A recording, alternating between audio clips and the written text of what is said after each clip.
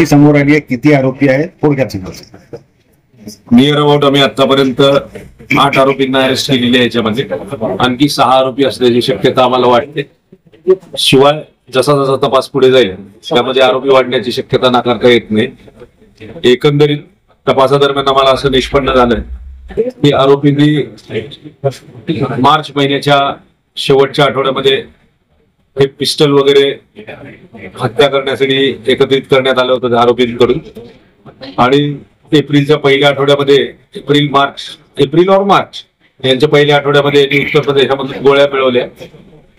आणि आरोपींचं मुख्य टार्गेट होतं की त्याच्यामध्ये काही लोकांना शेखू यांच्या पवन हिरनवारचा ज्यावेळेस मर्डर झाला होता तर पवन हिरनवारच्या मर्डरमध्ये जे जे सहाय्य करणारे आरोपी होते आणि त्याच्या गँग मधले जे लोक होते तर त्या गँग मधल्या काही लोकांच्या टार्गेट होते. पर्टिक्युलरली प्रवेश गुप्ता, बांबुर्डे हे लोक यांच्या टार्गेटवरती होते.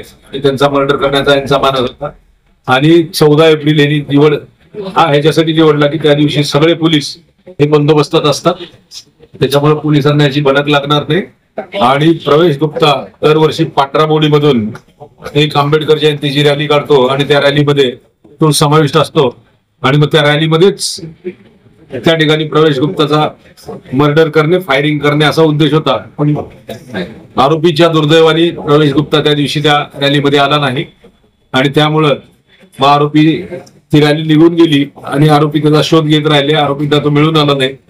मग त्याच्यामधला पवन हिरनवारच्या मर्डर मधला दुसरा आरोपी जो होता अवी भुसारी, त्याचा चुलत भाऊ अविनाश भुसारी जो होता तो आरोपींना जात असताना त्या ठिकाणी दिसला आणि त्यावेळेस आरोपींनी ठरवलं की तो नाही तर हा, म्हणून आरोपीने त्याची निवड केली. आणि त्या ठिकाणी बाबू आणि बंटी, बंटीने 4 गोळ्या मारल्या आणि बाबूनी 2 गोळ्या त्याच्यावरती फायरिंग केल्या आणि आरोपीचा मर्डर केला. आणि त्यानंतर आरोपी वेगवेगळ्या ठिकाणावरती पळून गेले. मग भंडारा, त्याच्यानंतर दुर्ग, डोंगरगाव, हावडा, विशाखापट्टणम, तिरुपती, बल्लारशाह आणि बल्लारशाहवरून मुवमेंट करत असताना तांत्रिक माहितीच्या आधारे आम्हाला असं लक्षात आलं की आरोपी बल्लारशाह टू गोंदिया या ट्रेन मध्ये आहेत. आणि मग आम्ही आमचे स्क्वॉड तयार करून त्या ठिकाणी पाठवले. आरोपींनी उड्या मारल्या ट्रेन मधून, पोलिसांनी उड्या मारल्या. त्याच्यामध्ये आमचा गजानन कुबडे नावाचा कर्मचारी इंज्युअर्ड झाला, परंतु आम्ही दोन्ही आरोपी पकडण्यात सक्षम झालो. तिसरा जो आरोपी होता त्याच्यामधला शिबू, तो गोंदिया या ठिकाणी गेला. कारण शिबूला ओळखण्यामध्ये फिल्टर लावल्यामुळं आमच्या थोडा पोलिसांचा संभ्रम निर्माण झाला.